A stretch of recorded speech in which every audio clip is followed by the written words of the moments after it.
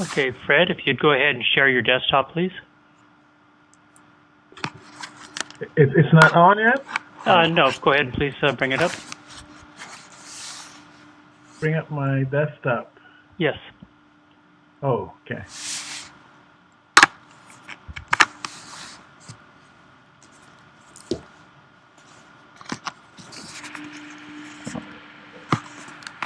We got it. Can you see it? I can. Thank you. Okay. Well, good evening, everyone. Welcome to our broadcast of this epigenetic revolution for health and nutrition, a discussion with Dr. Alfredo Galvez. He is the Chief Scientific Officer for SL Technologies, and he's also associated with UC Davis Nutritional Genomics Center. Dr. Galvez has been instrumental in helping Relive International move into the position of being the epigenetic nutritional company in the U.S. and around the world. We want to welcome Dr. Galvez onto the broadcast tonight. This broadcast is primarily targeted for people within the medical profession. And so despite it being somewhat technical, I think it's going to be a great discussion for everyone. So tonight, let me welcome Dr. Alfredo Galvez. Doctor? Thanks, Richard. I hope you can hear me okay here. If there are any noises in the background, that's because I have a couple of kids that are running around the house. So just ignore them if you can hear anything in the background. But anyway, I'm excited to talk to you guys about this revolution that's actually happening right now in biology, and also the fact that we've been using the first dietary ingredient identified to actually have an effect on epigenetics. So epigenetics essentially, in its simplest definition, is involved in regulating gene expression. And the regulation is controlled not only by the genes themselves, but also by the environment and also the lifestyle that we put into our body. And it's a revolution because it's something so profound. It hasn't really been studied for a long time, although we have been studying it for decades, but it hasn't gone mainstream until 2 years ago. And right now, there's a lot of studies being done that's actually giving us all this validation that we need to explain some of the health benefits that people are getting from the leucine peptide. The leucine peptide is now available commercially through Relive International because we have produced this product called LunarRich X that contains optimum amounts of bioactive leucine. And I'll talk to you, I'll talk a little bit later on how we develop LunarRich X. But I'll start out because a lot of people who are new here and a lot of medical professionals are probably wondering what this leucine peptide is. And this leucine peptide was actually accidentally discovered at UC Berkeley way back in 1996 when I was a postdoctoral scientist there. And we were working on identifying a protein that will increase the quality of soy protein. And that most soy protein have low amounts of methionine, and so we were trying to clone a gene for methionine-rich protein.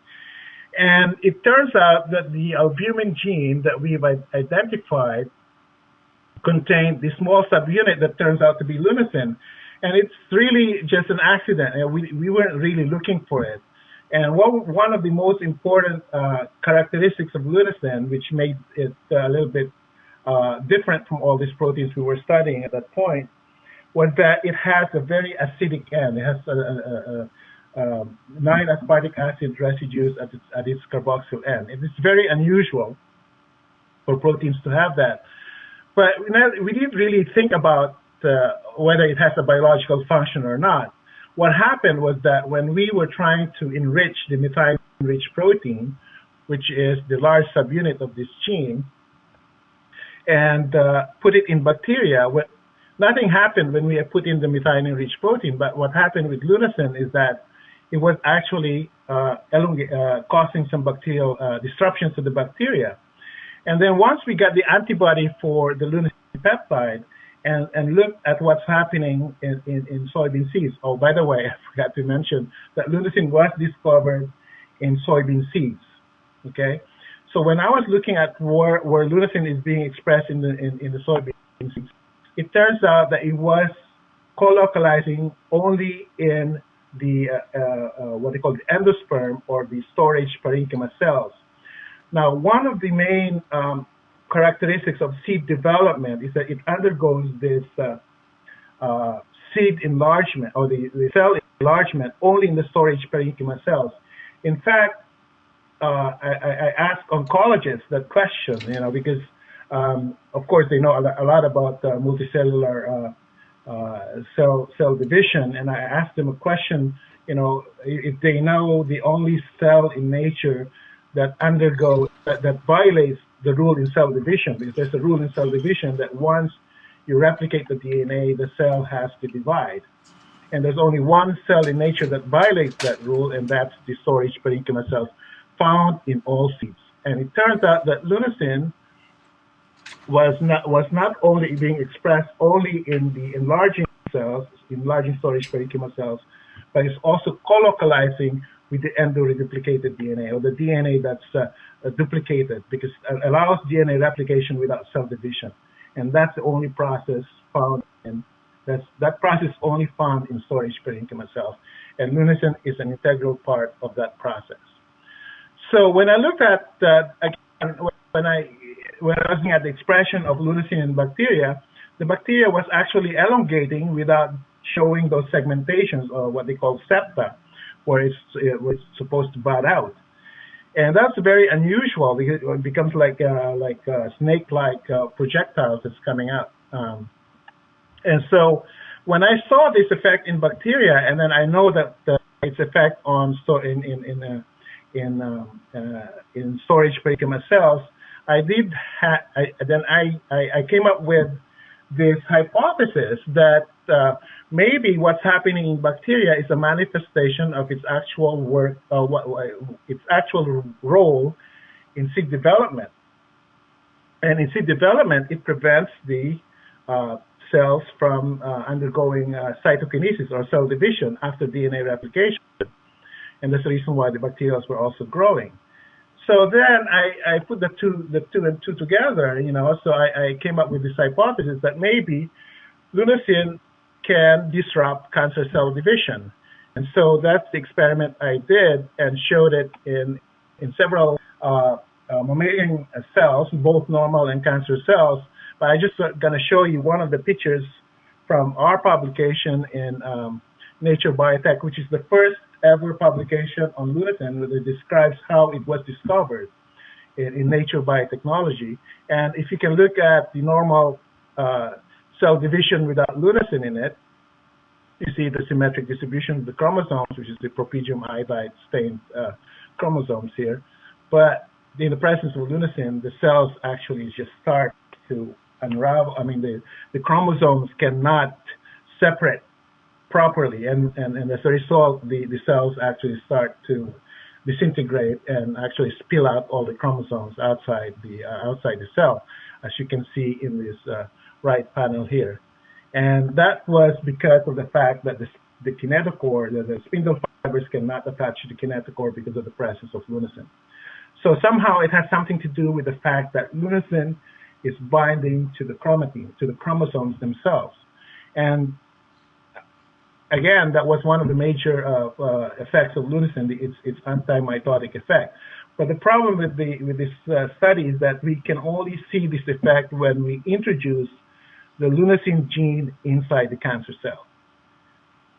But obviously, when you eat soy, you don't actually eat the gene. What you eat is a gene product. So when we did that, when we just added the lunasin peptide outside of the cell, we've shown it actually gets inside the cell, but it wasn't killing the cell. What we showed was that it was actually preventing the cell cells from cancers. So a lot of work has been done to do that, and I'm just going to show you the animal experiments that we've done, showing that in the presence of chemical carcinogen that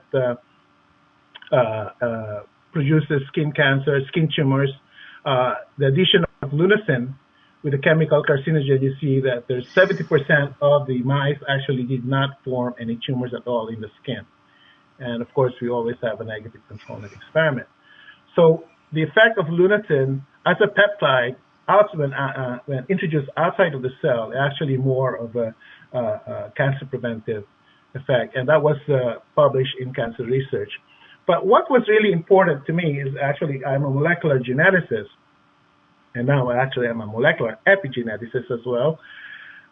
Was that I wanted to know how lunasin is doing it. And one of the major observations I found when I was doing this research is that lunasin was binding to the chromosomes. So it's a chromatin binding peptide. If you look at the first publication, that's how I describe lunasin. It's a chromatin binding peptide. And actually see it here in this panel of figures here. This is actually this is a cell that is stained nuclei, which is the chromatin, essentially it's a blue stain. We stained lunasin with green fluorescent protein, and then we decompose it. As you can see, at 5 minutes, you see most of the lunasin actually starts binding to the cell membrane. At 3 hours, most of it is in the cytoplasm. The circle part is where the nucleus is. And then at 18 hours, which is actually one cycle of cell division, it can get inside the cell and start binding to the chromatin, as you can see here. So it's a chromatin binding peptide. And the fact that it can get inside the cell is really one of the more important properties of lunasin, because it has, as part of its amino acid sequence, it has this RGD, this arginine glycine aspartic acid motif. It's an RGD motif. It's a cell adhesion motif that binds specifically to integrin receptors, and it's very rare. Plant proteins have very rare RGD motifs. In fact, if you look at natural sources of proteins with RGD motifs, it's usually toxins. Toxins will have that. That's the reason why it can get inside the cell and do all these nasty things to the body. So lunasin is just one of those rare plant proteins to have a functional RGD motif that allows it to bind to integrins to the cell membrane and gets inside the cell through endocytosis, and then from the cytoplasm can get inside the nucleus after one cycle of cell division and bind to the chromatin.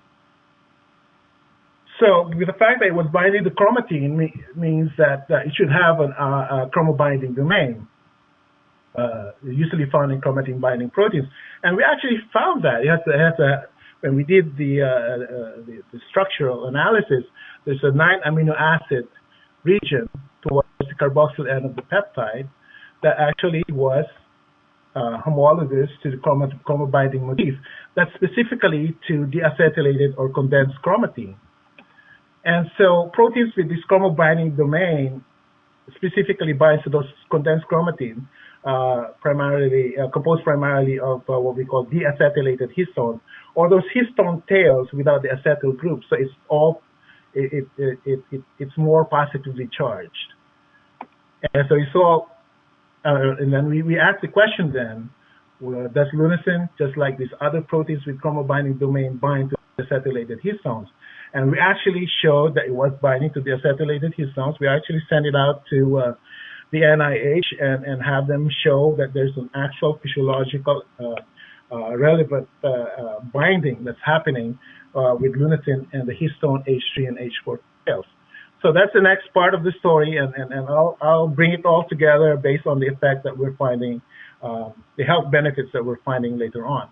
But the main reason why lunasin has this profound effect on cells is that it binds to those histone tails. And what are the implications of that binding to those histone tails? So let's look at it. You have to go through. I don't have to go through all the process here. What I just want you to look at, this is actually what we call a chromatin that the DNA wrapped around the histones. And those numbers here, those are the histone tails. This is the histone H3 tail. And the numbers here correspond to the lysine residues found within those tails. So the histone H3 and histone H4 tails are the most conserved protein sequence in nature. It has not evolved from yeast to humans. From in eukaryotic cells, so multicellular organisms that have histones, those histone H3 and H4 tails never evolved. And that's one of the real mysteries that scientists haven't really figured out yet, but it actually provides an explanation as to why there are conserved regulatory systems occurring now as it relates to these epigenetic mechanisms. So these are actually conserved. The lysine residues, the numbers here, are all conserved in yeast, in chimpanzees, in mice, in humans, all multicellular organisms. Now, what's happening here is that leucine, even though it's a plant protein, since tails are similar, will also bind to the tails in humans, right? So what we found with leucine is that it binds specifically to one lysine residue in histone H3. And we've even identified the specific histone acetylase enzyme that's catalyzing the reaction, and that's what we call it, the PCAF hat enzyme. And what's happening here is that when we first did experiments, we didn't know which of these lysine residues leucine was binding to. So when we had an antibody that was specifically recognizing the acetyl groups in 9 and lysine 9, lysine 14, we shown that, well, first of all, we shown that PCAF is the enzyme that's responsible for acetylating 9 and 14. And then when we looked at specifically which one of the either 9 or 14 that leucine is actually binding to, it turns out leucine was binding to lysine 14. As a result, you only get acetylation in lysine 9. There's an inhibition associated with leucine binding to lysine 14. So it inhibits lysine 14 acetylation. So what's the implications of that? I mean, if you look at it now in terms of what's happening in the crop, and that's the reason why it's epigenetics, because it does not involve the DNA sequence. What's involved is the packaging of the DNA through modifications to those histone tails. So to just look at it in terms of the animation associated with the effect of leucine. So we know that leucine is binding to those histone tails. When it does that, then it prevents histone acetylation. And when you prevent histone acetylation, what usually happens is that it turns off genes. So it turns off gene expression when you have leucine binding to those histone tails and prevent histone H3 acetylation. So it turns off gene expression. So it's like an on and off switch. So it has that effect. Now, another effect is on the histone H4, which is a lot more complicated, because what happened in this experiment, these are all experiments done at the university, the University of California, Davis. This was done, and we published that in 2011. What we found, you don't have to go through all this right side here, but just want to show you what's happening with the histone H4 tail. Now, histone H4 tails are the ones that involve in the actual structural, conformation of the chromatin. It's like an accordion effect, and it binds to the next chromatin through the histone H4. The histone H3 is more like a signaling thing. That's why they call it a histone code. So it's involved in signaling genes to turn on,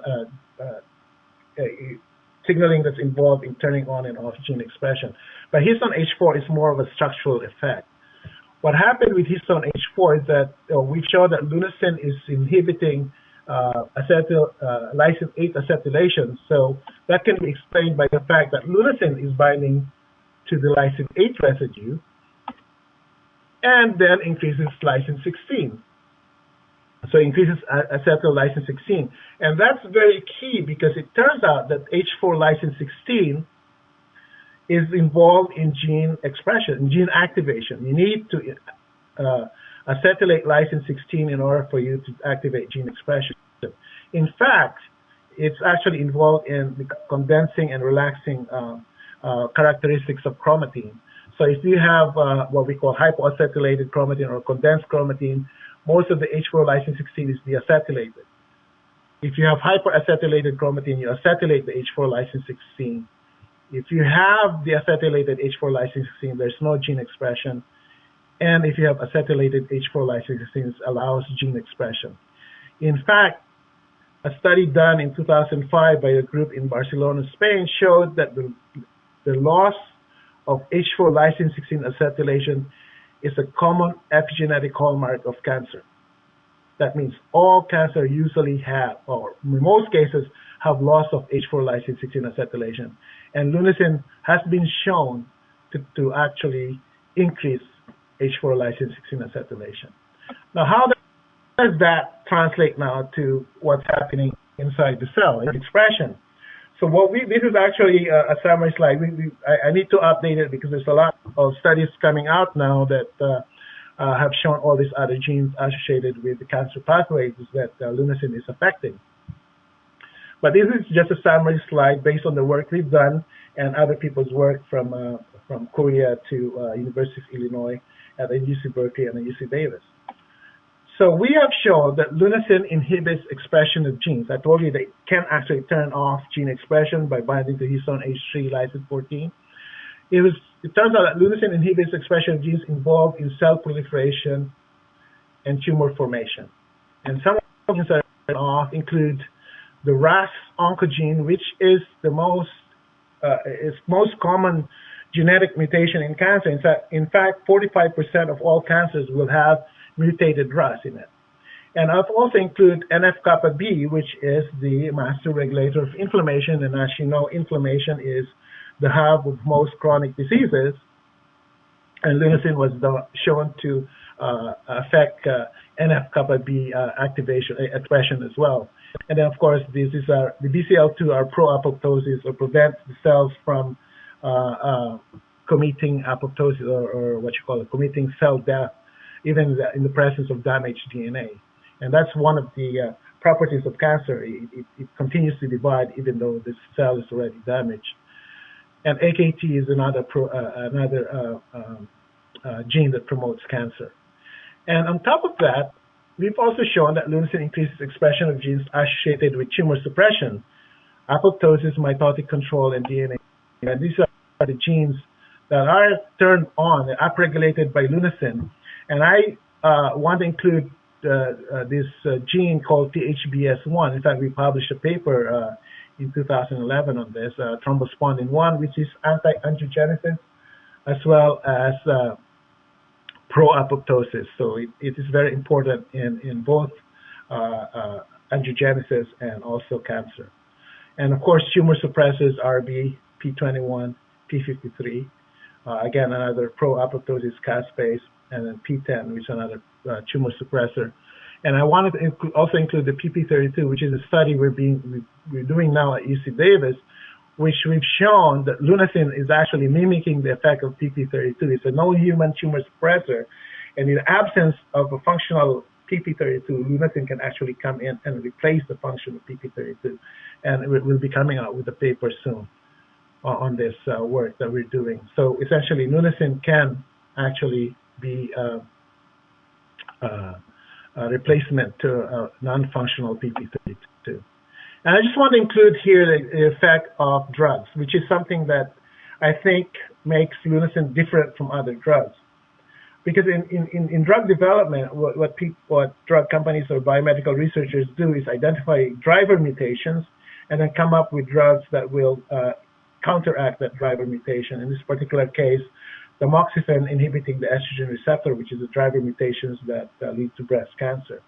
So the problem in some cases when we do this, and that's actually shown now in most cancers, is that you're only buying yourself some time when you do that, because if you look at all these pathways involving cancer prevention and in cancer formation, even if you put, even if a driver mutation, if you get a drug that counteracts the driver mutation, somehow the cancer is able to find ways around it. And there's an explanation for that, because, again, part of it is that the underlying cause of cancer is not really genetic, but actually epigenetic. And so having a molecule that actually have all these effects on the different pathways associated with cancer formation, which would be more effective in not only preventing cancer formation, but in some cases also some therapeutic applications. And those are things that uh, we'll be studying in the future too. So I just want to get into the molecular effects of lunasin. I know it's very technical, and I like talking about technical stuff, but it really gives people, especially people in the medical field, you know, that this is not just another natural compound. We actually have done experiments down to the molecular detail. I told you we partnered with NIH to actually show the lysine 16 acetylation and there's the binding of H3 and lunasin and H4, and so we know it actually binds. It's a physiologically relevant event. But what is important really is how is that binding to those lysine residues translate to its effect, its health benefits. And one of the health benefits associated with lunasin is that it was reducing expression of HMG-CoA reductase, which most doctors will know is the rate-limiting enzyme for cholesterol biosynthesis. And statin drugs were developed actually to inhibit or inactivate the HMG-CoA reductase gene, because that's the most effective way of reducing cholesterol biosynthesis and reducing cholesterol levels in the blood. But what we found is that lunasin is not inhibiting the HMG-CoA reductase. It's not inactivating the enzyme itself, but it was only reducing its expression. And the way the whole process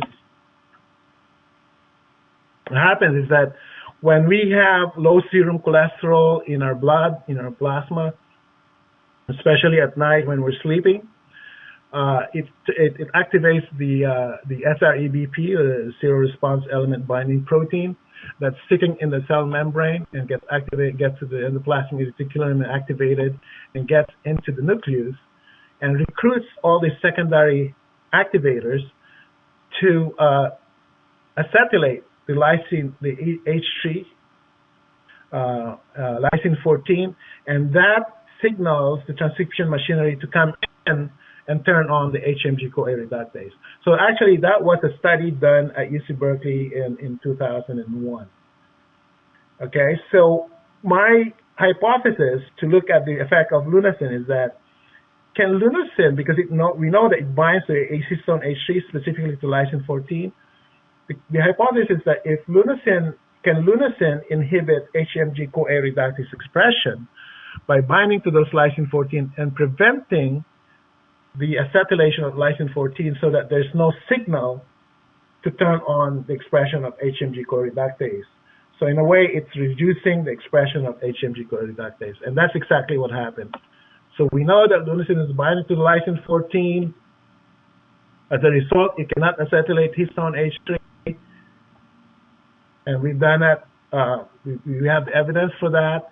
And then if you look at the messenger RNA, which indicates, it's going to be transcribed, you see the presence of lunasin. Let me see the presence of lunasin in cholesterol-free media. When you activate the SREBP, you see a reduction in messenger RNA. And if you have reduced mRNA, then you'll also have reduced protein, and that's what we've shown here too as well. And since it's a rate-limiting enzyme, you don't really need to inactivate the enzyme. All you need is to lower it in order for you to reduce cholesterol biosynthesis. And over time, it's not as potent as statin drugs. Over time, you can still reduce cholesterol as a result. So that's the mechanism of action associated with cholesterol synthesis. So why am I giving you this? I don't know why is it so important that I provide you this? Because I just want to put the statin drugs here. It prevents cholesterol biosynthesis by inactivating the HMG-CoA reductase. But the reason why I'm providing you this information is because of this. I highlighted this part of the mechanism because this is actually the basis of the lunasin bioactivity assay. Because the problem when you eat proteins is that it gets digested when you eat it. In fact, even some of those chemicals that people eat, when you eat it, you don't know if it gets into the bloodstream or even if it gets into bloodstream, is it still bioactive? So we actually have to come up with a histone, with a lunasin bioassay to determine whether lunasin is still bioactive even after digestion. Because what's happening right now, especially with soy protein preparations, is that it will contain a lot of lunasin, but once you eat it, it actually gets degraded and becomes inactivated in the blood. So we have to come up with a histone acetylation assay to develop a formulation that allows lunasin to be taken in orally and make sure that it gets into the bloodstream, and once it's in the bloodstream, it's still bioactive. And so essentially, I just took out that part of the bioassay and developed this lunasin bioactivity assay that we can use, we can put in a microtiter plate, in 96 well microtiter plate, and essentially it's a simple bioassay. We just add the PCAF, we know the PCAF enzyme, histone acetylase enzyme, the one that can acetylate the histone H3 tails. So we add PCAF without lunasin, and then of course it will acetylate lysine 14. But when you have lunasin, lunasin will bind to the lysine 14. And you add the PCAF enzyme, it won't acetylate it. So the measure of bioactivity essentially, well, of course, you have less H3 acetylation because of lunasin binding. The measure of bioactivity is this: the measure by the bioactivity is based on the inhibition of H3 acetylation by PCAF, and it determines the amount of bioactive lunasin because we have actually molar quantities that we have in each of those cells. So the amount of inhibition will give you an amount of bioactive lunasin in each of those reactions. Why is that important? Because then, only because we know that lunasin is being protected. Well, that means that we can come up with formulations now to determine which variety of soybean has the most bioactive lunasin, and also come up with processing. How do you process it to protect lunasin bioactivity, and how do you formulate it in order for you to maintain lunasin bioactivity, and how you extract it. So that was the project that we've done with we did at Soy Labs, which is now SL Tech. In fact, we even have to come up with our own production facility at the Missouri Plant Science Center because we cannot get a commercial soy producer to actually do what we want them to do. So we have to come up with our own processing plant to come up with our own protocol to produce this Luna-Rich soy powder, which is, this first one is a 6-fold more bioactive lunasin than the industry standard. But of course, we also did the extraction, formulation, and extraction, and we came up with Luna-Rich X, which has 200-fold more bioactive lunasin. That means that it is critical now because the FDA health claim associated with soy protein consumption is that you have to eat 25 grams of soy protein, right?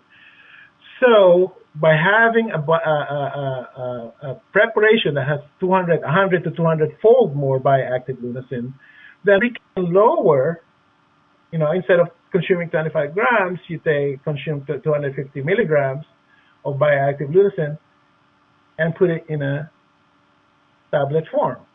And then we can do the testing on that, because essentially what we wanted to test is lunasin the active ingredient in soy protein that's causing all these health benefits? And so we did with the cholesterol, since that's an easy, well, actually it was not easy, it was very difficult because we have to use pigs in our experiments because pigs have similar livers with humans, and they're relatively the same size as humans.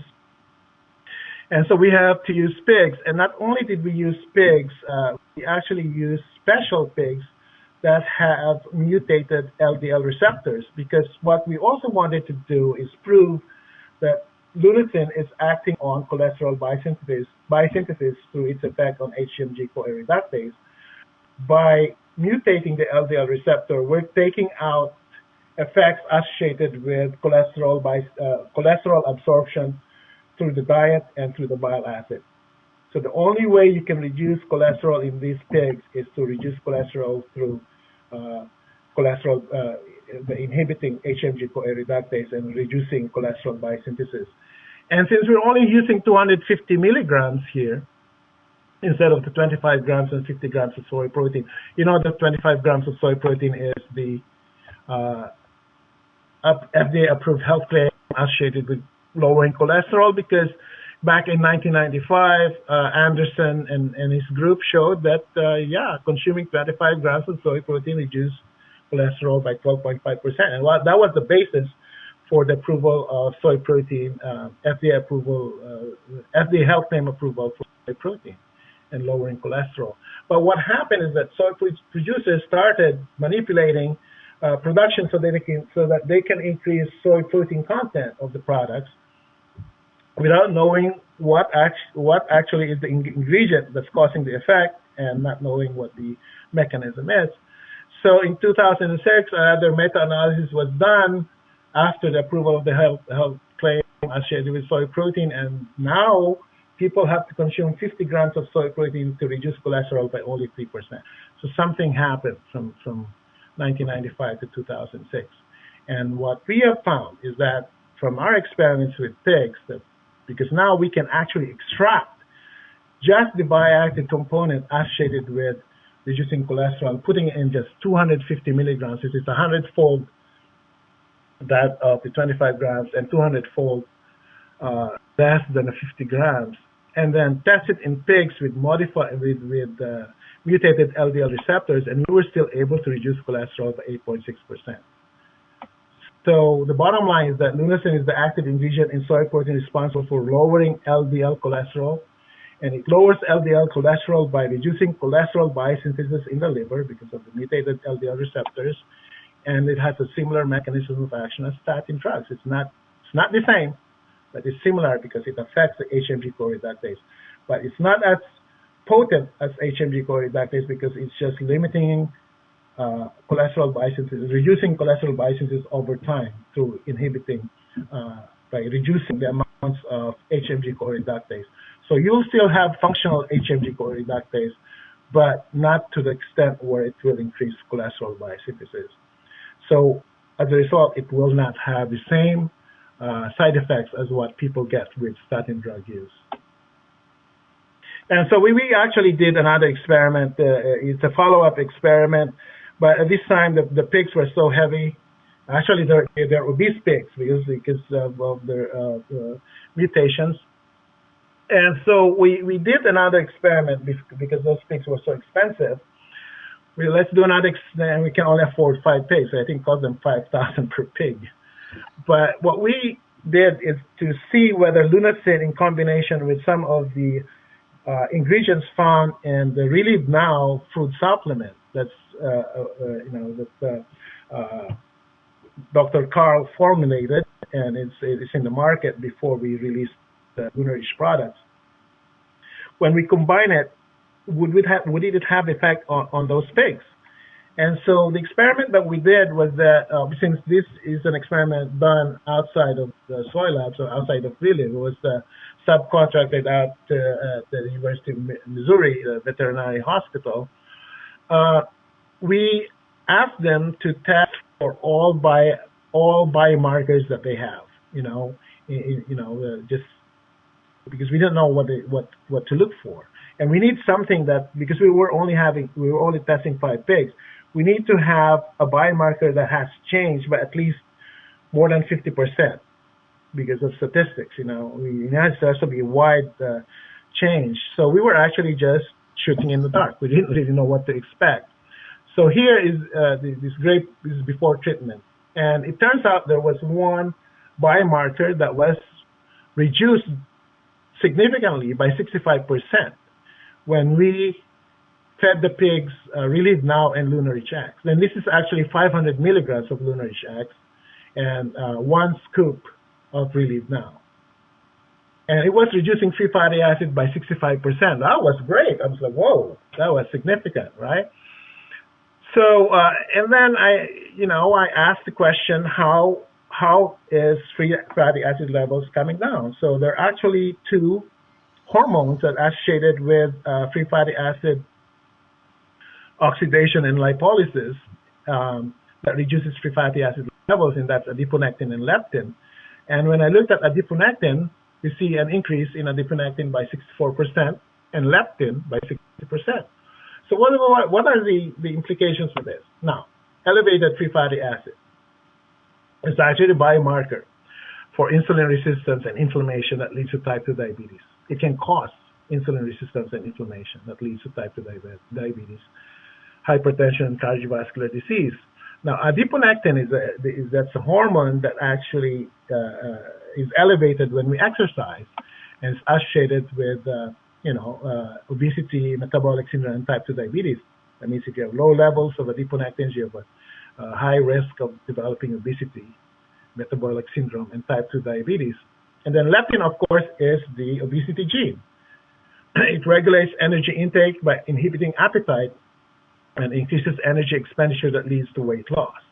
And that's actually what happened to those pigs, because this is actually at 64% and 60% increase of leptin, adiponectin, and reduction of free fatty acids at 65%. That's at 6 weeks of taking those products. And that actually, we've shown that in the weight gain in these obese pigs. At 6 weeks, the pigs didn't gain any weight.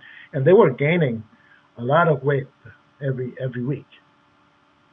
And so the nice thing about this experiment is that we when we did the washout, let me back up a bit. When we did the washout here, as you can see, the free fatty acid levels went back up. The leptin and adiponectin went back down. So it means to say that by discontinuing the treatment, all three biomarkers return to pre-treatment levels. So the effect of the treatment is actually real. And we also show that at 6 weeks, the pigs didn't gain any weight. So one of the experiments that we've done, and that's one of the requirements that Dr. Carl,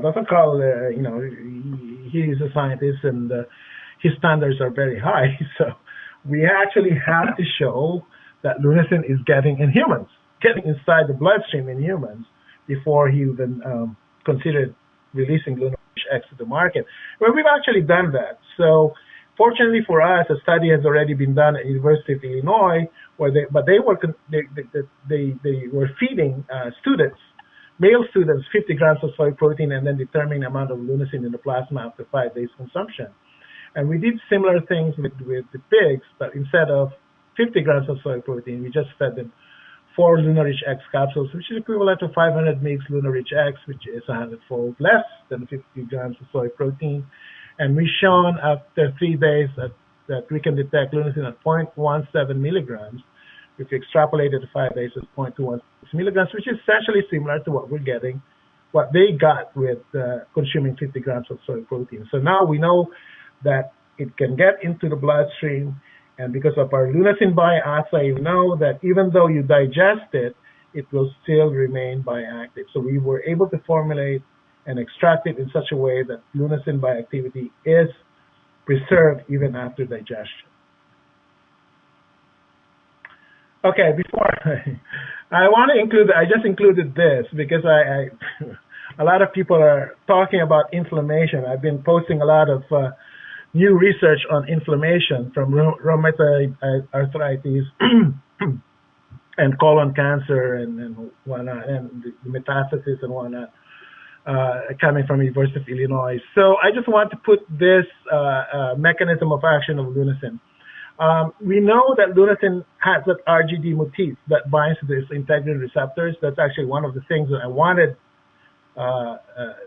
one of the research I really wanted to do, but I never had the chance to do it. And the University of Illinois actually were able to successfully figure out the integrin receptor that lunasin is specifically binding to.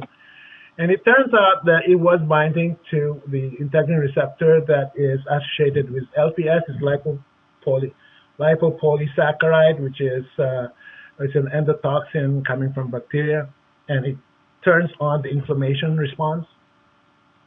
And it turns on by activating the NF-kappa B regulator. And when NF-kappa B gets activated, it can get to the nucleus. And lunasin, again, by binding to the integrin receptor, it will dislodge LPS. So LPS cannot bind to the integrin receptor. As a result, NF-kappa B is not activated, right? So that's one of the mechanisms why lunasin reduces the activation of the NF-kappa B. Another thing that happens here is that lunasin can also, even if you activate the NF-kappa B, the NF-kappa B regulated genes require, again, those co-activators, including P300, CBP, PCAF. These are all histone acetylase enzymes, by the way. And PCAF, again, specifically acetylase histone H3 tail, to put in that signal to allow the transcriptional machinery to turn on the NF-kappa B regulated inflammation genes. The lunasin is binding to it, and it prevents activation. So you get reduced expression of the TNF-alpha and cytokines like ILL-1. In fact, the paper that came out from China showed that the interleukin-8 and interleukin-10, as well as the matrix metalloproteinases, the MMPs, were all down-regulated, and they're all NF-kappa B regulated inflammation genes. And so that's why lunasin has a potent anti-inflammatory effects, because it has two mechanisms: by binding to the integrin receptor, preventing the activation of NF-kappa B, and also, even if though you have NF-kappa B activation, it can still bind to those histone tails and turn off the expression of these genes involved in inflammation response. So it has a very potent anti-inflammatory effects. So how does it translate really to these effects now that people are getting, as well as some of the reported effects now that people, researchers in universities have published? I just want to give one point. I've always been using this because it's so dramatic, and most people don't believe what they see. And that's this is macular diabetic edema found in a diabetic patient before a supplementation with Lunarich X and relief supplements. You know, if you have diabetic edema, the macular region here is swollen. It's actually it's an edema, so it's a lot of bleeding and whatnot. As you can see, all this stuff, and it's so enlarged because it's bloated. And what happens after 1 month of this 1 month of taking 3 capsules of Lunarich X, 1.5 scoop of Now, and 1 Glucofect, because she's a diabetic patient. That's why they added the Glucofect. And you see, it cleared up. It's like 2 different eyes, and that's 1 month. And a lot of people are skeptical about this because you don't really see this even with traditional treatment, because the only treatment available now for diabetic edema, if they see edema like this and bleeding and whatnot, they just inject it with anti-angiogenesis drugs. In fact, cancer drugs like Avastin and I think Lucentis, and those are quite expensive. And usually, if you look at the clinical trials associated with those drugs, it takes them at least 6 months to a year to even reduce the swelling, and they probably won't get this until after like a year, 2 months, a year, 6 months. That's according to an ophthalmologist. So to be able to get this in 1 month is really something that is quite amazing with just supplementation. And of course, we have to get all the medical records for this patient. But what's important now, and what's being reported outside this effect here on diabetic edema, especially on the cancer effects, as well as the inflammation, anti-inflammation effects. I mean, it's just so profound that definitely something's going on here that's beyond just the lunasin peptide. And I hopefully the last 10 minutes, I'm just going to give you the reasoning behind why lunasin is very important and why nutritional epigenetics is so revolutionary. Okay, and you know, I have a PhD in genetics, and I did a lot of biochemistry. And in when the DNA was discovered in 1953, you know, everybody was happy, and I was like, hey, maybe, you know, diseases is because diseases can now be explained by the fact that genes are defective, something happens to them, mutations happens, and leads to the defective genes, and that's the reason why we get diseases. In fact, that's the basis. That's the foundation of biomedical research that we have today. In fact, the drug companies use what I call the gene disease paradigm. The diseases are essentially the chronic diseases are essentially genetic diseases as a way to develop drugs. And it's a pretty simple explanation. The genes, if you have normal genes, you get normal gene products and you get healthy phenotype. But something happens to the DNA and mutations, you get a mutated gene, you get a defective gene product, and you get a disease phenotype. So all drugs is based on the premise that something's happening with protein coding genes, right? Protein coding genes. That's how they develop those drugs. In fact, that's not really the case. In fact, that's one of the reasons why the Human Genome Project was initiated, because we have to find out all the genes that we can find inside the human genome. Not just the structural genes, but all regulatory genes associated with gene expression. Well, guess what? When they finished the Human Genome Sequencing Project, there were only 20,887 protein coding genes in the human genome. And that's only 2% of the whole human genome. So all these biochemical pathways that we studied when I was a student, all the signal transduction pathways, all the RAS oncogenes and whatnot, coded by protein coding genes, is only 2% of the genome. So all these regulatory proteins that they were looking for is actually not there. So what is regulating these 2% genes? In fact, the 2% genes, the 20,887 protein coding genes, is similar to the number of genes that you can find in a fruit fly and a microscopic nematode. It's not much difference. So what determines our complexity is really how those genes are regulated.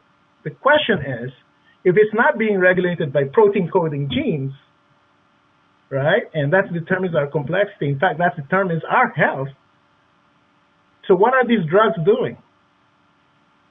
They're only looking at protein coding genes, but actually what we should be looking at is how those genes are being regulated. In fact, the gene regulation is the first one that gets corrupted, and that's the reason why we get chronic diseases. And of course, 98% is what they call the junk DNA, but as you know, 2 years ago, it became mainstream that those junk DNA is actually involved in regulating the expression of that 2% of the genome in association with the epigenetic mechanisms, which is the non-DNA changes, the histone proteins, the histone tail modifications, the addition of cytosine, the methylation of cytosine residues in the DNA. Those are all epigenetic mechanisms that affect gene expression. So actually, this is I want to include this because this is I gave a talk at the International Symposium in Nutritional Genomics in 1997, late 1997, and I was already telling people that because there are a lot of studies that are being done now before on the effect of diet environment in the human body, and the conventional wisdom really is that we have now is that it affects the genome, the DNA, and then that affects gene regulatory and physiological pathways, and that's the rationale of how drugs are being developed. Like something's wrong in the genes, affects the gene regulatory and physiological pathways, so we have to come up with drugs to repair the damage being done by defective genes. And that will lead to different gene expression, and that will result in health outcomes. But nobody, well, in 1996 or 1998, when I came up with the epigenetic mechanism of action, nobody was going to talk about epigenetics at the time because we were just at the cusp of getting the whole human genome sequencing project, right? The whole human genome sequence. And at the time, I was already talking about epigenomes, because the epigenomes essentially is like the software in the cell. It tells if the genome or the DNA is the hardware or the central processing unit, the epigenome is actually the software that tells the cells what to do, right? So the epigenome found in a colon cell from prostate cells, from breast neurons, they're all different because some genes are turned on and off in each of these cell types, and that's determined by the epigenomes. That's why they look different, morphologically, functionally different, because of the fact that the epigenomes are different. So that means they have the same DNA, but a subset of genes that are turned on in the prostate cell is not turned on in the muscle cells and also in the kidney cells. So there is already an evidence of the role of epigenomes in not only regulating gene expression, but also how genes function, how cells function, and how they interact with each other to make us into this complete human being.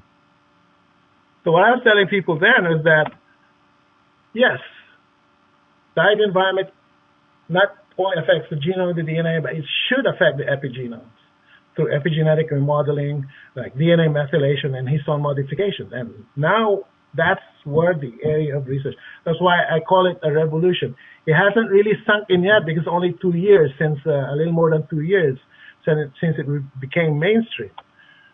But changes to the epigenome will lead to changes to gene expression, and that will also, and I already put it in here, but really the black box, and that's where all the excitement is the interaction between our epigenome and the genome through the gene regulatory and physiological pathways.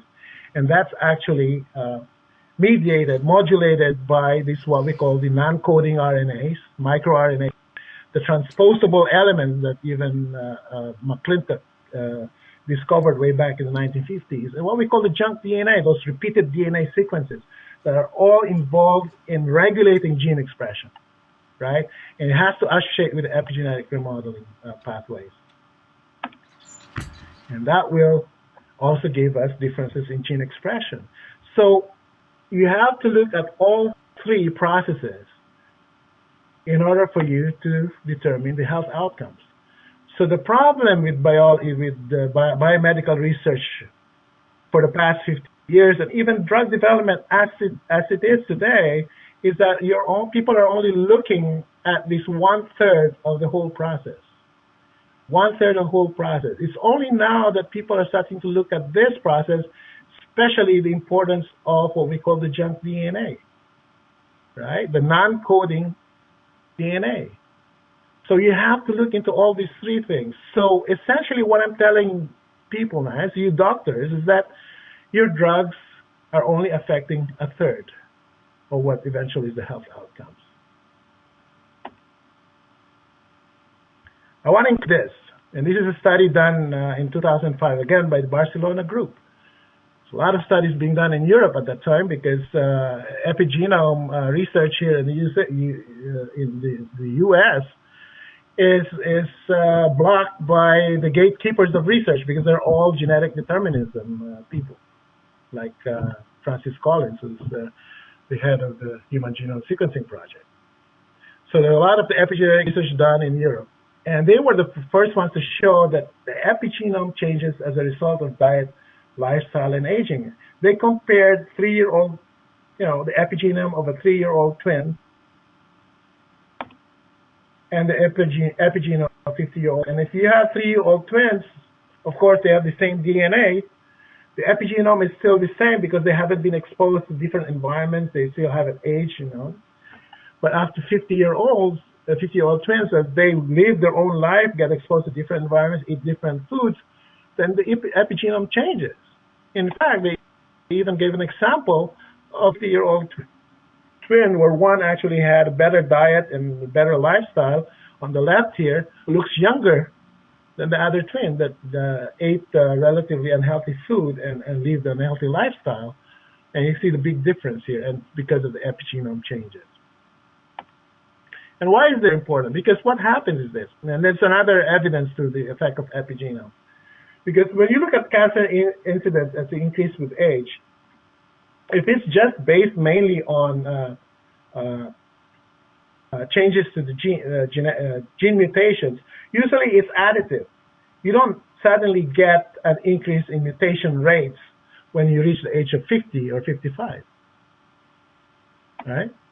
Because at 50, 54, there's an inflection point, so it means it's just like a logarithmic increase in incidence rate. So it's not just because of gene mutation. Something is happening at 50, 54 years old that's causing the higher risk of getting cancer, right?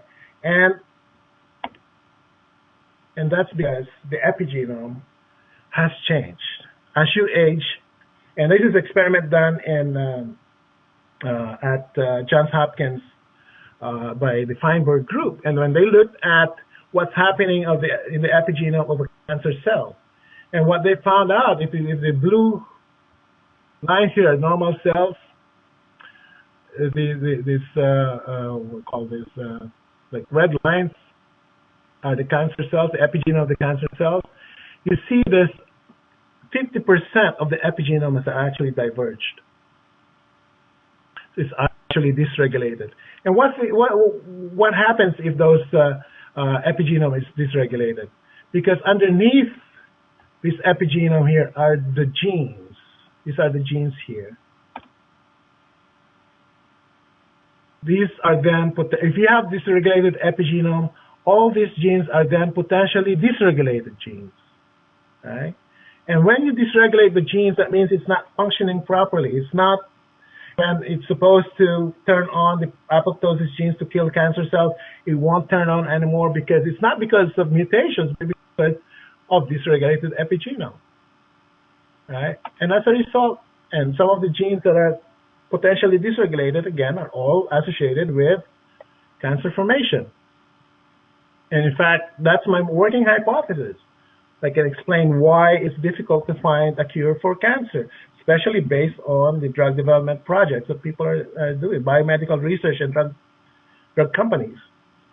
Because they are missing the point here that dysregulated epigenome is the underlying cause of cancer in most chronic diseases.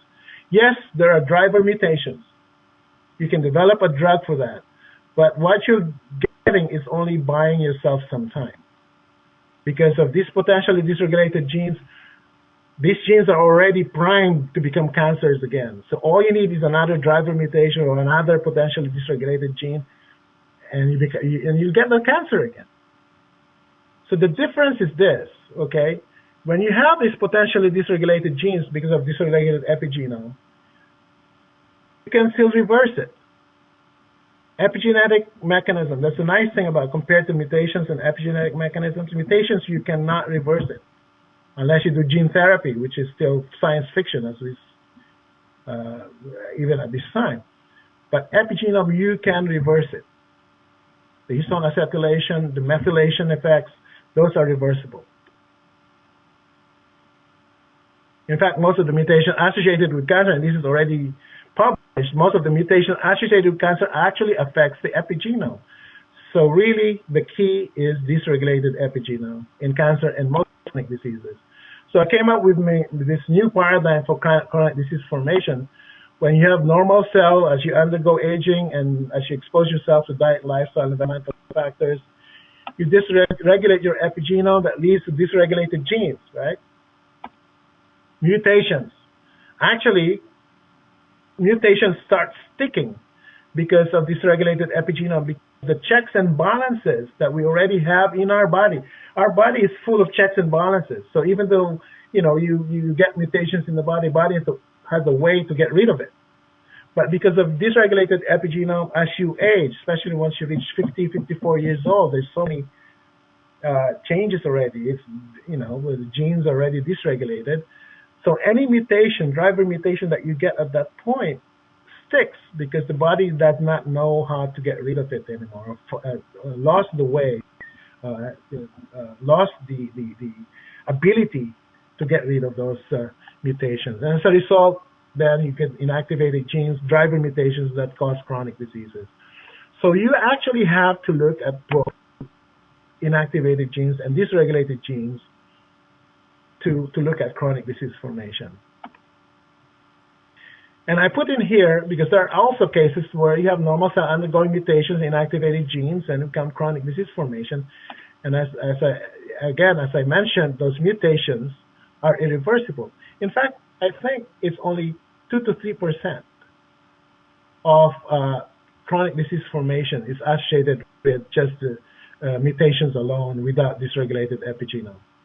But that has to be proven in statistics, as well as in molecular biology. But essentially, the main driving force in chronic disease formation is dysregulated epigenome, and mutations are just part of the problem.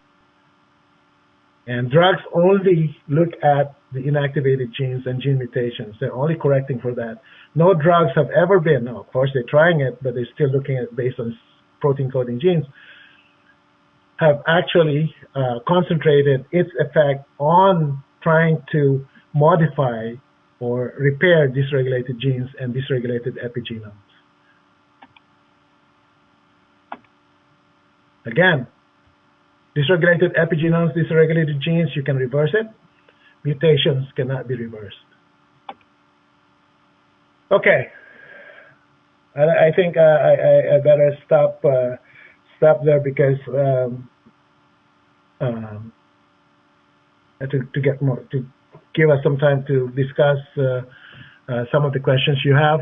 But before I leave, I just want to put it out there, because when I give this talk to academia, I actually go beyond just these effects. But I don't think I need to talk to you about the evolutionary aspect, why leucine is doing what it's doing, right? The fact that it is binding to those histone tails that has never evolved. There's a conserved regulatory pathway, so leucine knows what to do once it's inside the body. That's the working model, and actually there's a paper that just came out this January that I think is pointing to the same direction as what I'm saying. That leucine knows what it does. It is a conserved regulatory pathways in each of the epigenome inside the body that leucine is affecting. And that's the reason why people are getting multiple health benefits, because the epigenome, each cell type is different. And somehow it knows to optimize the epigenome so it will function properly. And so I don't have to go into that, but let me just end my talk by saying, before there were drugs, there was food, and Hippocrates, the father of Western medicine, said it best, that let food be thy medicine shall be thy food, because essentially what we have now is nutrition is the new medicine. Okay, that's it.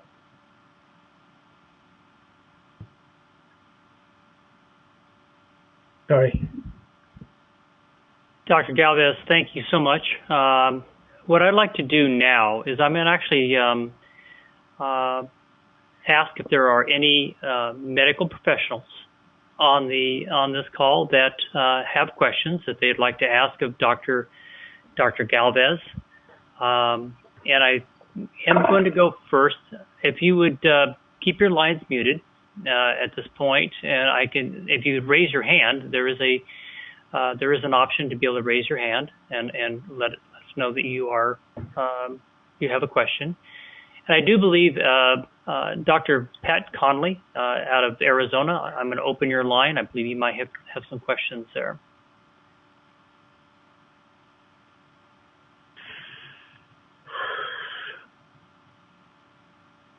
Okay, just a moment here.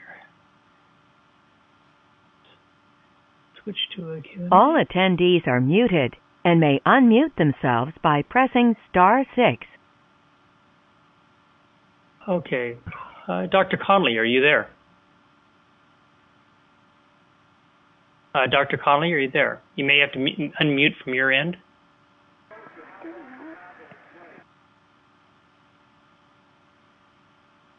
Here we are.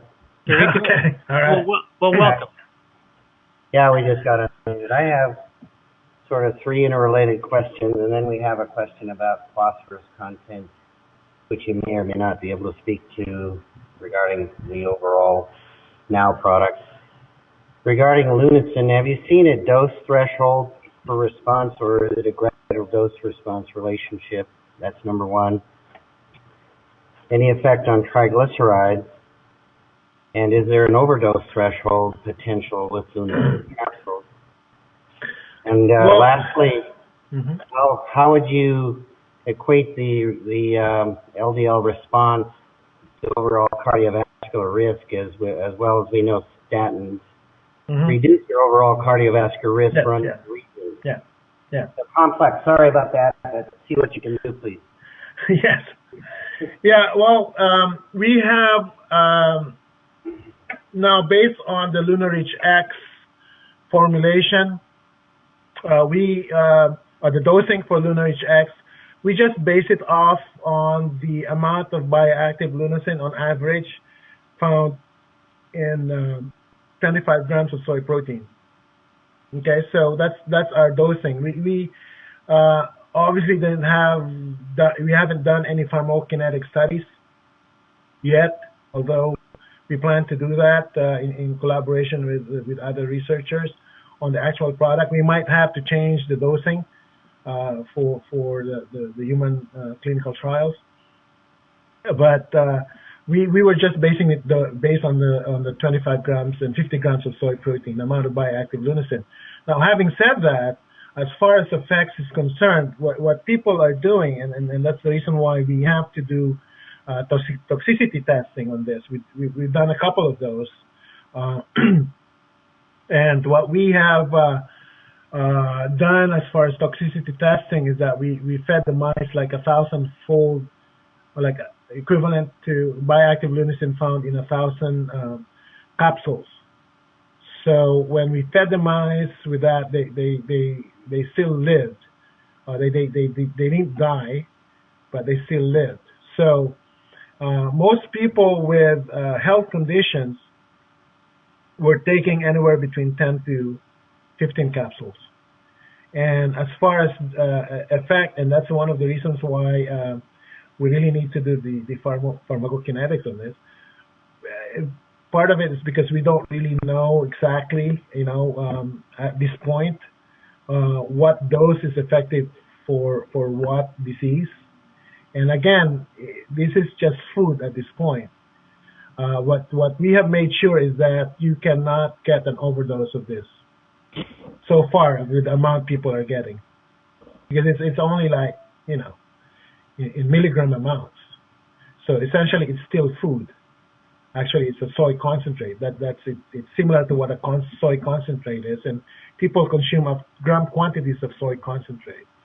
But the only difference is that you still get bioactive lunasin if you consume from 10 to 15 capsules of LunarReach X. So we haven't really done exactly the dosing that's necessary for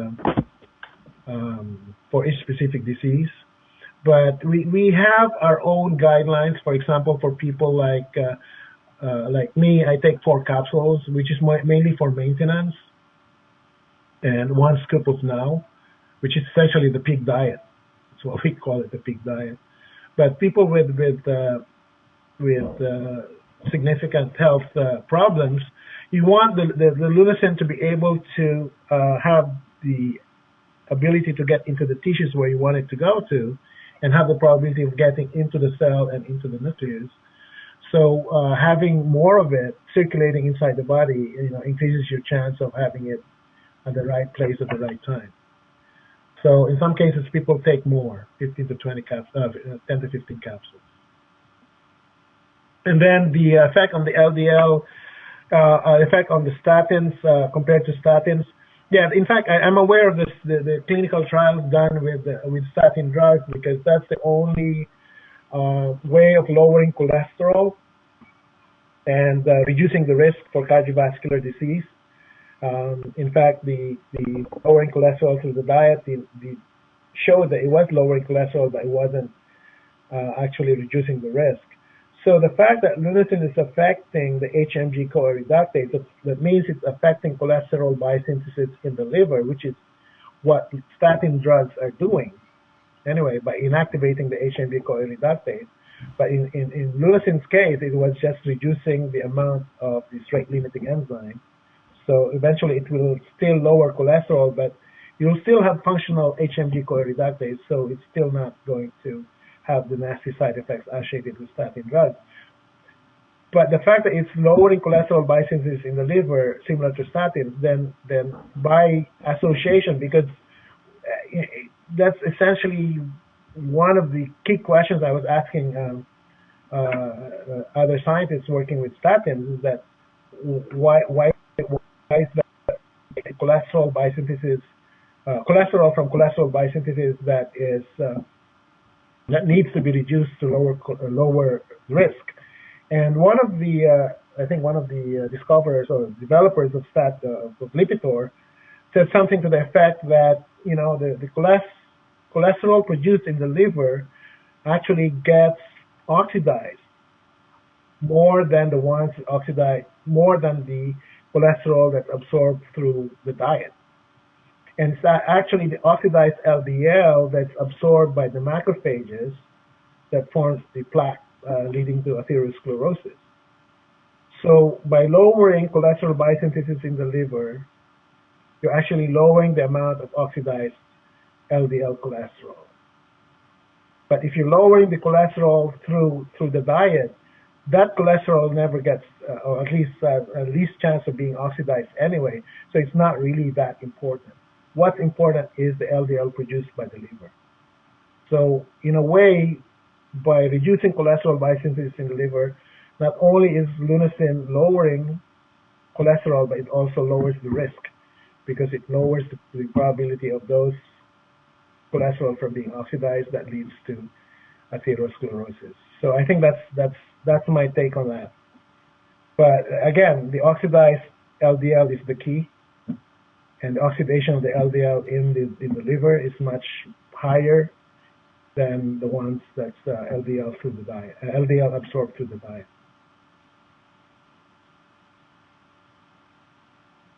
I think that's the answer. Okay, very good. Thank you. Any other questions? If you raise your hand or let us know that you have a question. I have a couple that actually came in through our chat board, and this is always a concern in regards to soy allergies, things like that. And I do know that there is a distinction between lunasin, even though the lunasin we use at Reliv is derived from soy. Any concerns? Anything that we should be concerned about in regards to the use of soy or use of lunasin? I'm sorry.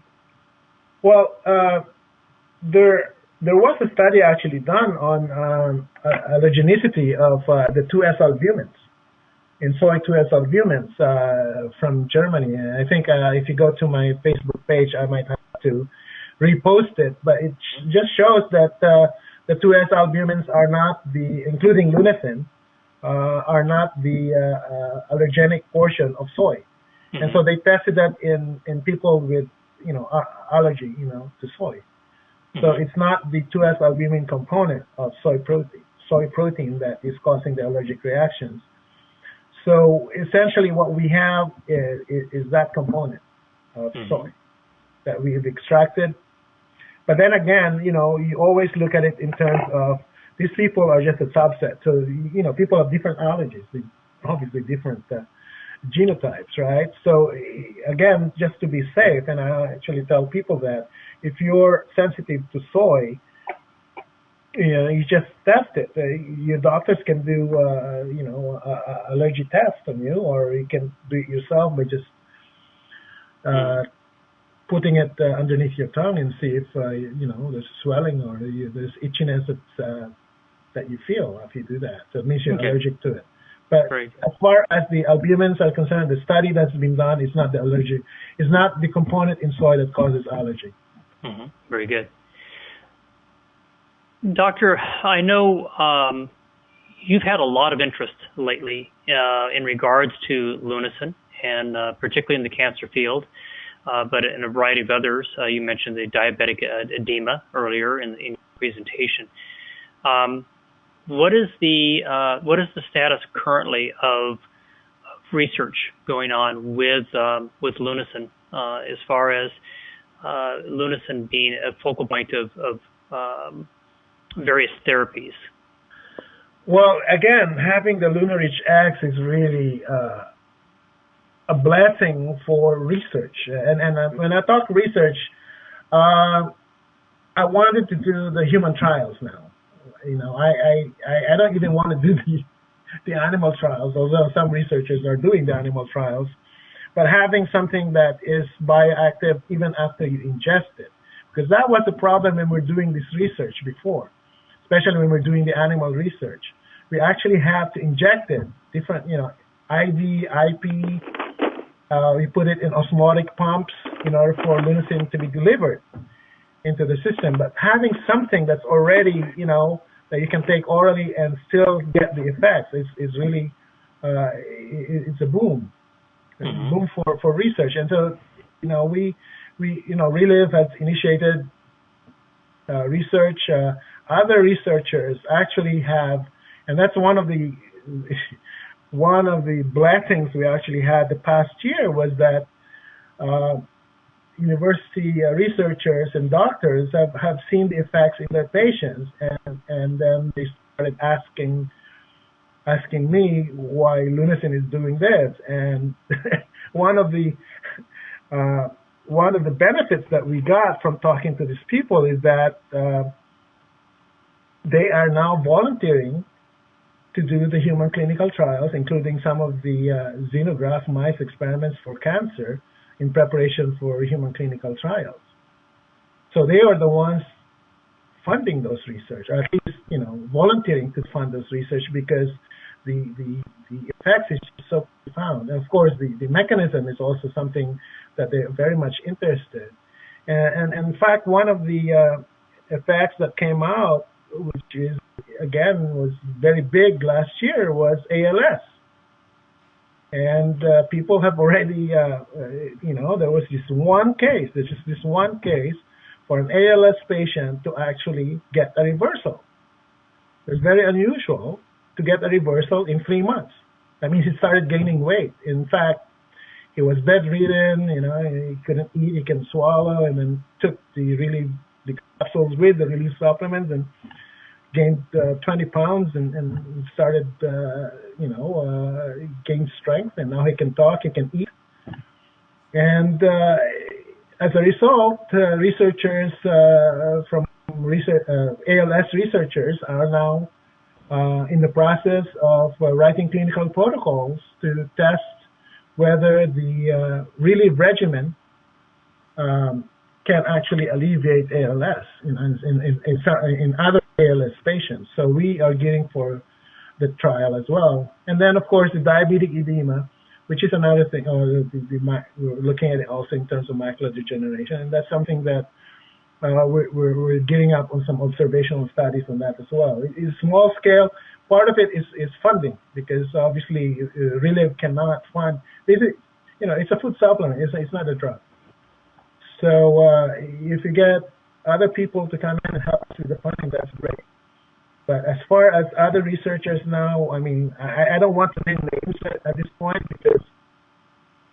because we're still in, we don't want to broadcast it. But we're talking of the big research universities and big research institutions in the country. And there's also ALS, and also cancer. So, and then of course we're doing the inflammation, cholesterol, metabolic syndrome. That's through Relive. Very good. We're in the process of doing this, which is really, I think it's just the right time, because people are now getting the results, and we need to validate it in human clinical trials. Very good.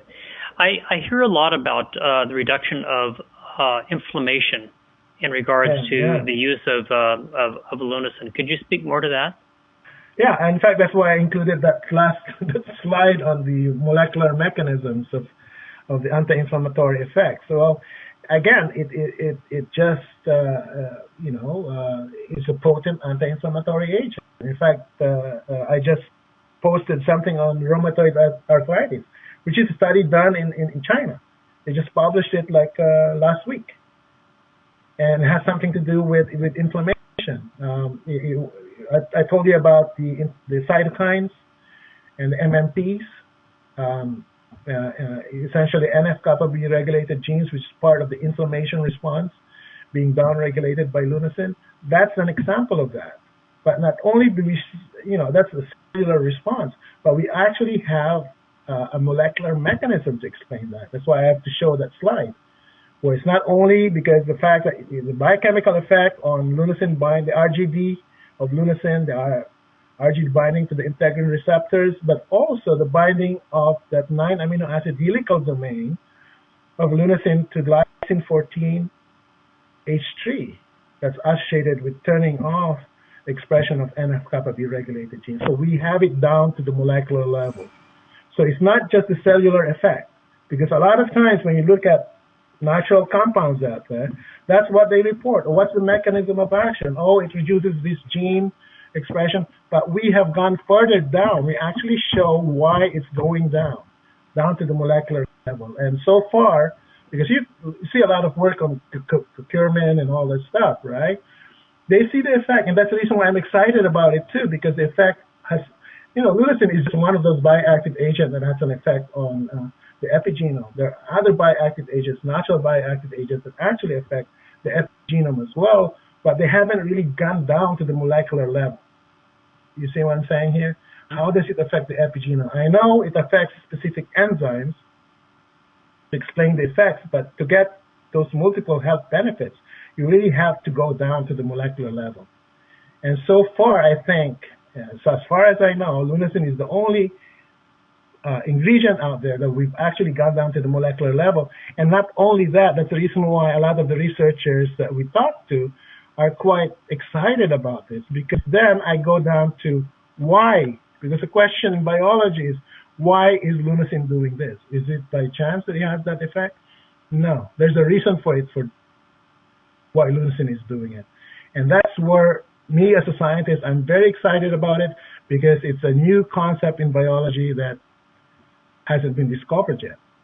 And that's the effect of dietary ingredients, of diet, nutrition, on regulatory mechanisms inside the body. A lot of it is conserved. And that's research that came out 2 weeks ago. Very the good. first paper that came out, yeah. I think we have an additional question or two here in Arizona. Let me go back here and open the line. Yep. Dr. Conley. I'd like to say thank you for the presentation. It's rather overwhelming. Do we have any?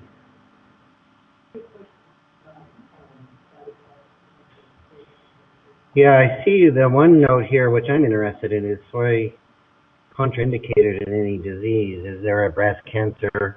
I'm reading the text here. Is there a breast cancer that might be contraindicated? And are there side effects at higher doses that we should worry about?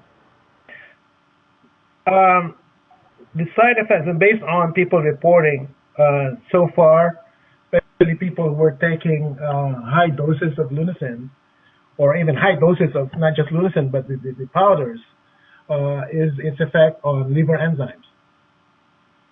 So that's there were a couple of reports there that it can actually affect liver enzymes. But whether whether the increase in liver enzyme has an effect on health, that hasn't really been shown yet. Now with breast cancer, again, that's another area where a lot of doctors are not prescribing soy or the really products that contain soy ingredients because of the fact that they're afraid that soy can promote breast cancer growth. But there is consuming moderate amounts of soy, and then again, it's because of the soy phytoestrogen levels, right? Even though the Lunar-Rich X has negligible amounts, I mean, I'm not saying there's totally no phytoestrogen, it's negligible amount, but it's not to a physiological dose to have some, it's not to a dose that will have physiological effects in Lunar-Rich X. But even having said that, soy itself is not going to promote breast cancer growth, because there are human clinical trials that show it's actually protective. In fact, the science has already been proven as well, because it was based on the research done on mice, that mice without ovaries, and you only introduce phytoestrogens from soy, can promote breast cancer growth. Yeah, that's true. That was a report done in 2000s, but the estrogen receptors found in humans is actually different from the estrogen receptor found in mice. And that makes sense, because why are phytoestrogens there in the first place? If you look at the functional role of phytoestrogens in soy, and not just soy, in other plants as well, it's just a natural defense against small animals eating it, right? So that's the reason why it has phytoestrogens, so that it prevents small animals from eating it.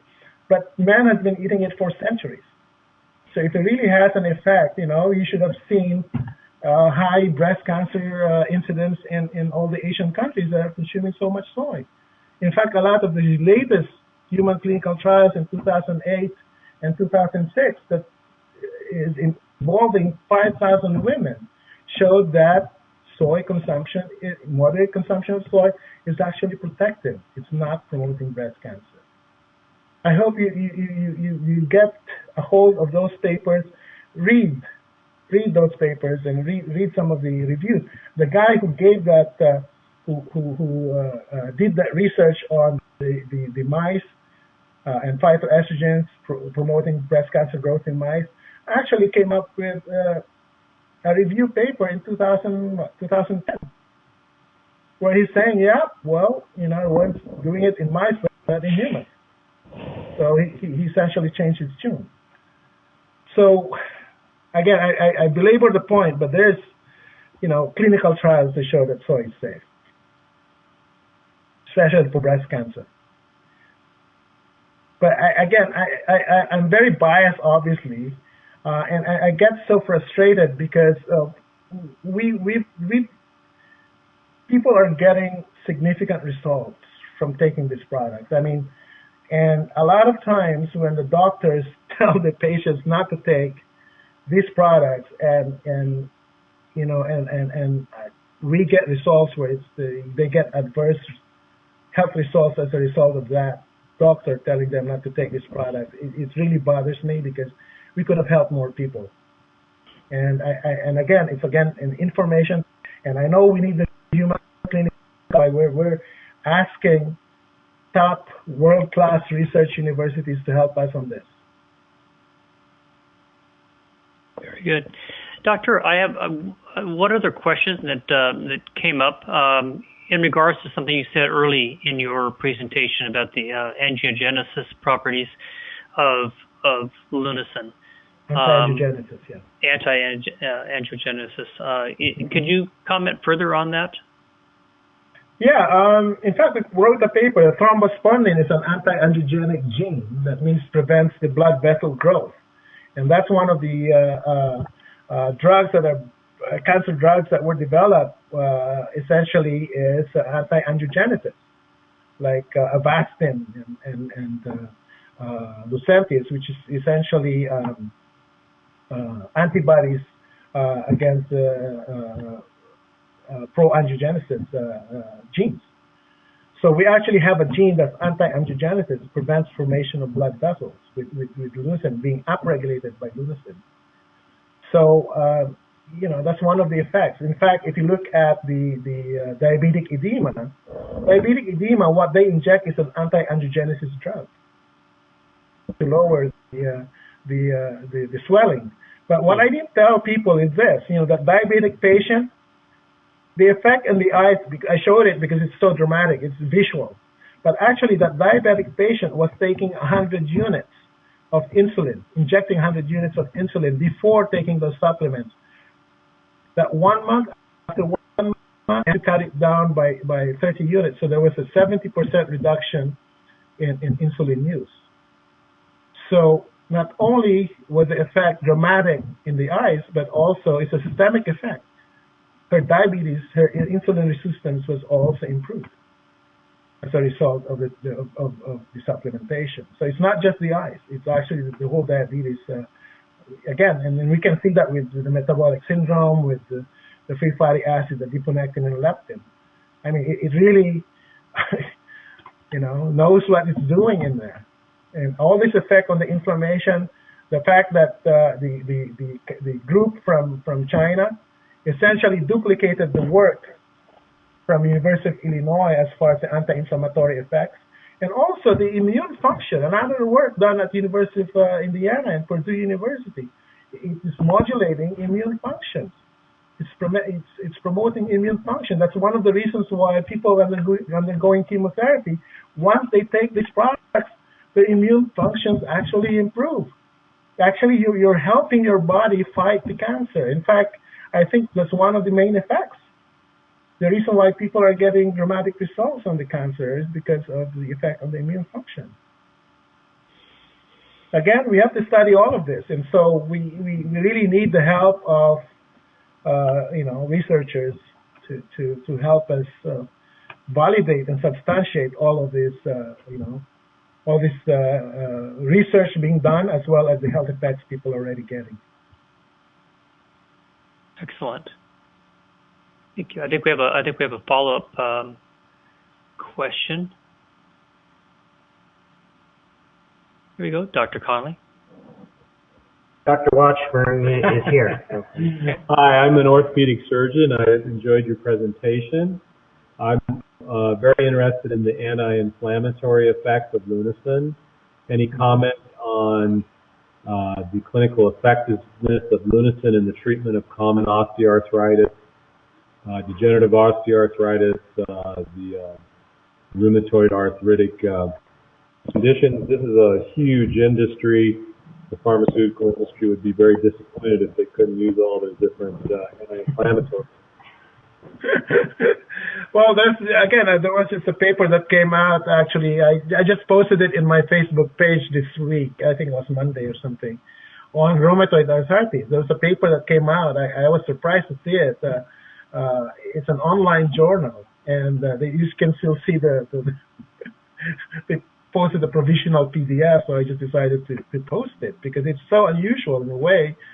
Well, actually, it's unusual, but it just validates the work that has been done in University of Illinois, the anti-inflammatory effects of Lunasin, and the fact that they identified the integrin receptors associated with the activation of NF-kappa B. I think usually it's alpha 5 beta 1, I think, but it also affects alpha 5 beta 3, which is associated with metastasis of colon cancer to the liver. That's another effect on the integrin receptors. And then beyond that, of course, our work with the histone acetylation and the fact that it inhibits the NF-kappa B regulated genes. So it's a dual mechanism. So that's why it's a potent anti-inflammatory effect. As long as you can deliver it in sufficient amounts to the area where you need it to be delivered in a bioactive form, because that's the key. It has to be in a bioactive form. Because if you look at soy protein preparations and you just look for Lunasin in it, you'll see a lot of Lunasin. You see it in soy milk, in soy protein isolate. You see it in almost all soy protein preparations. But in some cases, some of them will still have bioactive Lunasin in it. In some cases, you don't. And so that's why we are dosing our products based on the amount of bioactive Lunasin, just to make sure that when you take it, it not only gets inside the bloodstream, it's going to be bioactive, and the anti-inflammatory effects is the most, I would say, as far as testimonials are concerned, are pretty much convincing as far as the effects are concerned.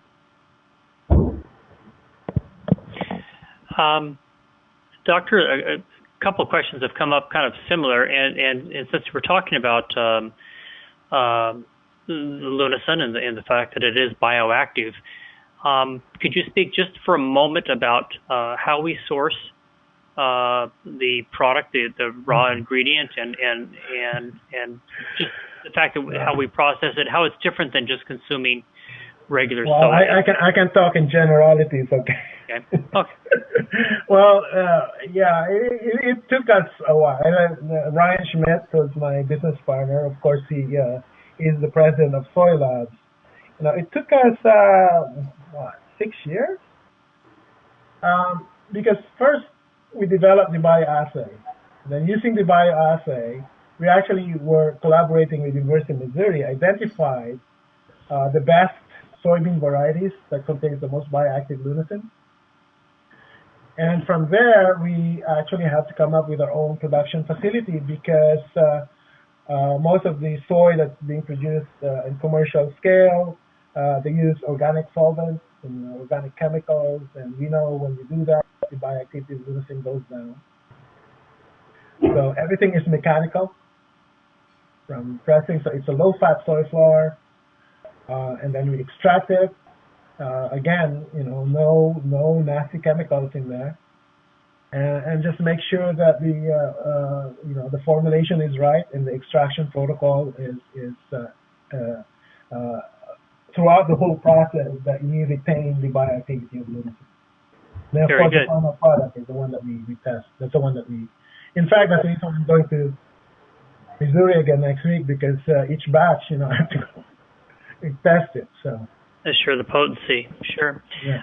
And I guess one other question that ties to that, of course, is the fact that we do not use any genetically modified. Yeah. So it just so happened when we tested all the soybean varieties, the ones with the most bioactive lucerne are non-GMO varieties. Mm-hmm. In fact, even the tropical varieties of soy actually have high bioactive lucerne content as well. They're non-GMO. Very good. Well, Doctor, I appreciate your time tonight, and I appreciate the time of everyone joining us. This has actually gone on much longer than we had anticipated, and I very much appreciate everybody's time and patience, and I hope it was of value for you. This program has been recorded, and we'll make it available. If you have registered to be part of this presentation, you will receive an email with a link so that you can review this presentation again or share it with others. Dr. Galvez, thank you. I appreciate your time tonight, and I'm sure it was well worthwhile for those who joined.